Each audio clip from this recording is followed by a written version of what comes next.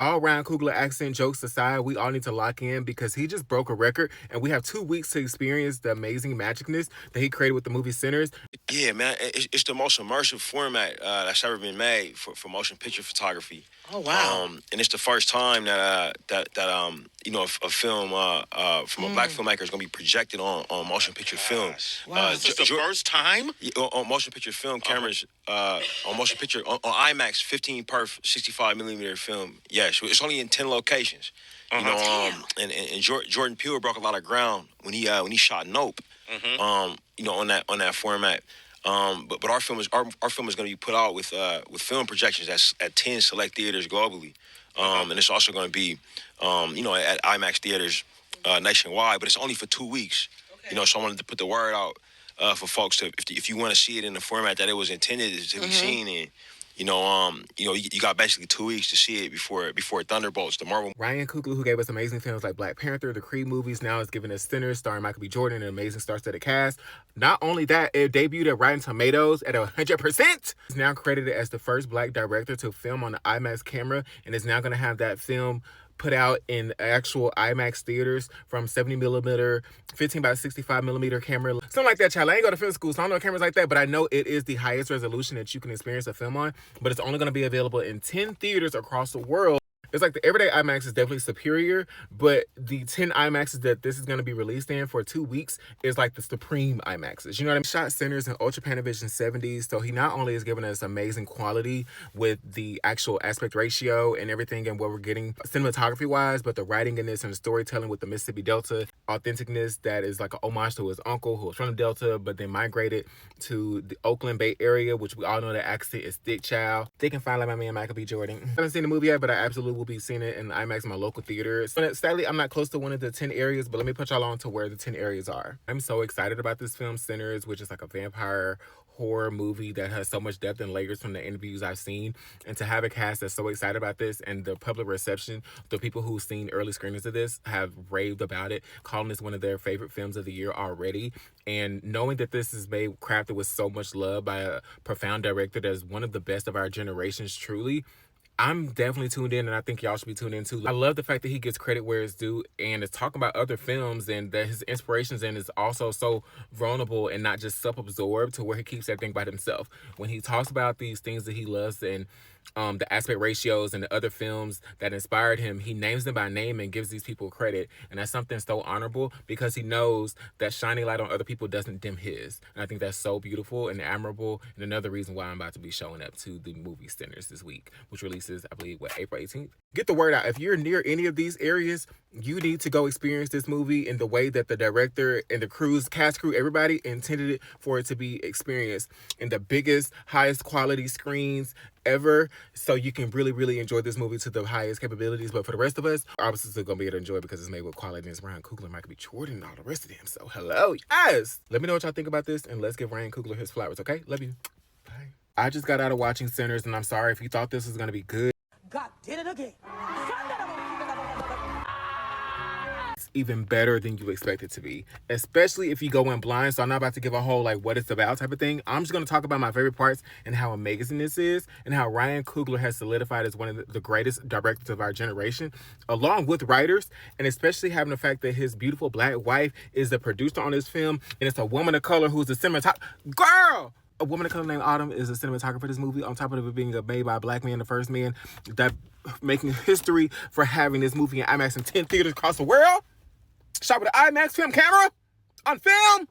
Shout out to the Cooglers. What a great producer Zenzi is. The sound composition is incredible with this, but shout out to the best director that we have working right now who created one of the best films of the year. This is honestly already solidified top 3 for me. Like, I'm really stoked to see what's gonna top this for me.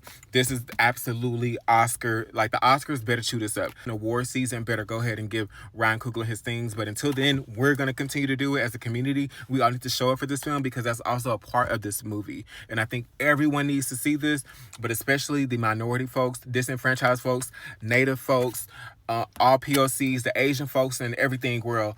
This movie had something for everybody. I think I say that was missing was a man with some sugar in his tank. We ain't getting into that. One of the doors would have been out there twerking at the juke joint. Based on story, Sinners is a vampire supernatural film that is based out of the 1930s in Jim Crow South and Mississippi to be exact. And what's so interesting about this is, girl, I felt so connected to this film going, and I being somebody who born and raised in Mississippi, and I also lived out in the Bay Area for a couple of years, so I spent a lot of time in Oakland. I don't know, I just felt really, really invested in this. And also, we all know Ryan Coogler from the Creed movies, Fruitvale Station, and the Black Panther films, and also his work with Michael B. Jordan, amongst all those things. This is Michael B. Jordan's best career-making performance, almost.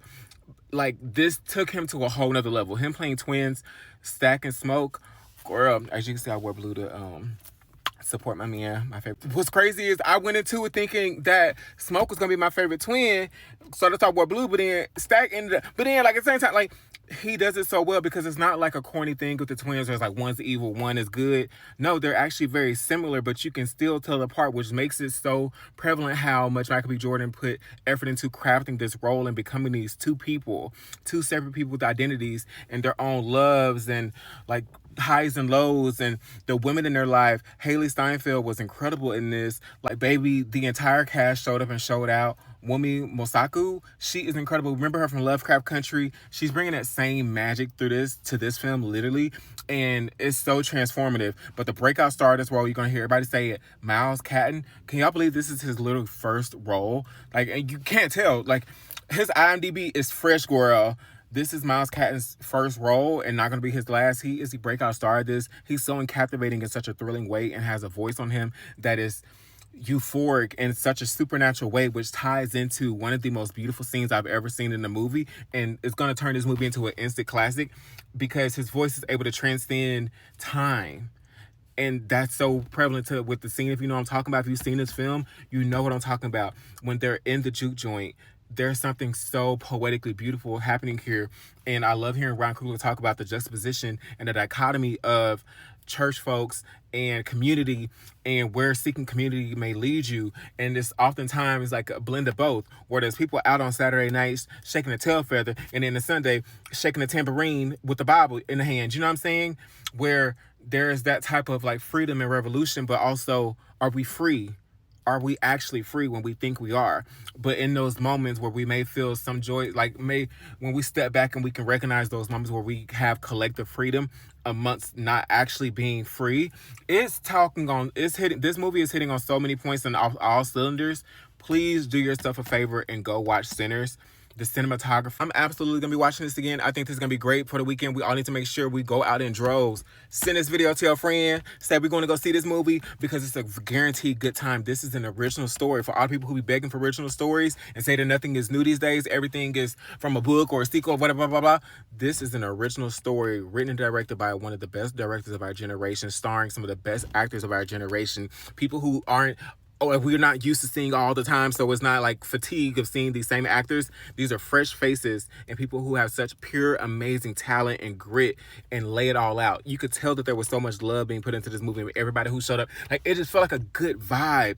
There are moments in this movie where I wanted to cry, shit, like got choked up. There was so many funny moments as well, and the horror aspect is very hoary without being like scary. You know what I mean? And there's so many moments where like giving allegory and introspective and like just makes you think deeply beyond. Like, this was a film. This was a great movie, a instant classic.